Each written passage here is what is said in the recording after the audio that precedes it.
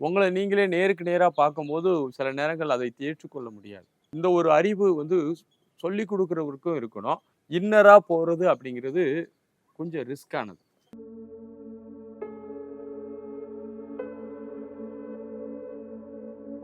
அனைவருக்கும் அன்பான வணக்கங்கள். தியானம் கற்றுக்கொள்ள வேண்டும் என்று மருத்துவர் நம்மளை அறிவுறுத்துகிறார். எனக்கு ரொம்ப டென்ஷனா இருக்கு. எப்படியாவது போய் நான் தியானம் படிக்கலான்னு நினைக்கிறேன். பிரஷர், சுகர் போன்ற நோய்கள்லாம் குணமாகும். ஸோ, அதனால நான் தியானம் பண்ண வந்திருக்கிறேன். அல்லது பொதுவாகவே எனக்கு இறை தேடல் இருக்கு. நான் இறைவனை உணரணும். அதுக்காக நான் தியானம் பண்ண வந்திருக்கேன்னு சொல்லி கேட்டகரி நெறைய இருக்காங்க. இவங்க எல்லாருமே தியானத்தை நோக்கி நகர ஆரம்பிக்கிறாங்க. தியானம் உண்மையிலேயே ஒரு அனுபவம் மிக்கவர்களால் கற்றுக் கொடுக்கப்படும் போது தான், அதை சரியாக நாம் பின்பற்ற முடியும். நம்ம விளையாட்டுத்தனமா தியானத்துக்கான ஒரு வேலையில இறங்கிர்றோம். நம்முடைய லைஃப் ஸ்டைல் எப்போதுமே புறத்தே செயல்பட்டு பழகுறது. புலன்கள் வழியாக வெளியிலேயே நம்ம மைண்ட் எப்பவுமே ஓடிட்டு இருக்கக்கூடிய ஒரு பழக்கத்துல இருக்கிறோம்.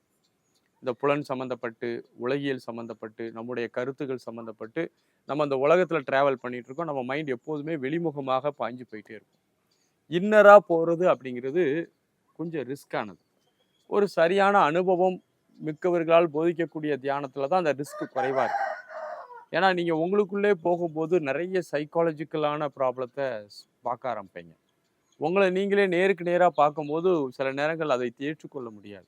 அந்த உணர்வுலேருந்து தாண்டி, அந்த சைக்காலஜிக்கல் பிரச்சனையிலேருந்து தாண்டி போகும்போது, சூட்சுமமான சில பிரச்சனைகள் வரும். எனர்ஜி லெவல்ல பிரச்சனைகள் வரும். அந்த எனர்ஜி லெவல்ல இருக்கக்கூடிய ப்ராப்ளத்தையும் சால்வ் பண்ணணும். இல்லாட்டா நமக்கு தியானத்துக்கு போயி, நமக்கு புது ஒரு பிரச்சனைகள் உருவாக ஆரம்பிச்சுரும். நம்ம நெறைய ஊர்ல சொல்றது மாரி பிரச்சனை, பிரச்சனை, பிரச்சனைன்னு கோயிலுக்கு போனா, அங்க ஒரு பிரச்சனை தல பிரிச்சு ஆடுதான் அப்படிங்கிற மாரி சொல்லுவாங்க. அதேபோல நாம் ஒரு பிரச்சனைன்னு சொல்லிட்டு தியானத்துக்குள்ள வரக்கூடிய ஒரு அன்பர்கள், தனக்கு தியானத்தில் ஏற்படக்கூடிய பிரச்சனையை குறித்து அந்த ஒரு அக்கறை கொள்வதில்ல. யோக அவஸ்தை அப்படின்னு ஒரு சூழ்நிலை இருக்கிறது. யோகத்துல சில அவஸ்தைகள் இருக்கிறது. அதை தாண்டி வர வேண்டும். எப்படி லைஃப்ல நீங்க ஒரு ப்ராப்ளம் இருக்கும், தடைகள் இருக்கும். ஒவ்வொரு தடையா தாண்டி தான் லைஃப்ப நம்ம முன்னெடுத்து போணும் அப்படின்னு நினைக்கிற மாரி, தியானத்தில வாழ்வது அல்லது தியானத்திற்குள் செல்லும்போது கூட நமக்கு பல தடைகள் இருக்கிறது. அது யோக அவஸ்தை என்று நம்முடைய முன்னோர்கள் சொல்லியிருக்கிறார்கள். உடல் ரீதியான அவஸ்தைகள் ஏற்படும், மன ரீதியான அவஸ்தைகள் ஏற்படும், சக்தி ரீதியான அவஸ்தைகள் ஏற்படும், சூட்சுமமான அவஸ்தைகள் ஏற்படும். இந்த 4 அவஸ்தைகளை யார் ஒருத்தர் முறைப்படி தாண்டி செல்கிறார்களோ, அவர்கள்தான் பரிபூர்ணமான சித்தி அடைய முடியும் என்பது ஒரு முக்கியமான ஒரு கருத்து. ஆகவே இந்த உடல் அவஸ்தைகளுக்கு சில உடற்பயிற்சிகள், சில வகையான முறைகள்ல இந்த உடலை இயக்குவதற்கு பழக்கப்படுத்திக் கொள்ள வேண்டும். மன அவஸ்தைக்கு சரியான புரிதலும், சரியான கவுன்சிலிங்கும், ஆலோசனைகளும் பெற்றுக்கொள்ள வேண்டும். சக்தி அவஸ்தைக்கு ஹீலிங் போன்ற முறைகள்ல பிராண உடலை சுத்தம் பண்ணக்கூடிய முறைகள்ல நீங்க அதுல தேர்ச்சி பெற்றிருக்க வேண்டும்.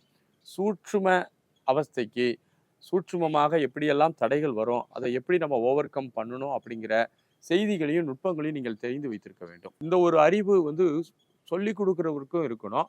அதே நேரத்துல இந்த பயிற்சியை கற்றுக்கொள்ளக்கூடிய மாணவனுக்கும் இருக்கணும்.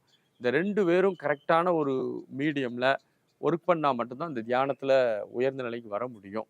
குரு, சிஷ்ய பாவனை அப்படிங்கிறது தான் யோகத்துல ரொம்ப முக்கியமான ஒரு விஷயம்.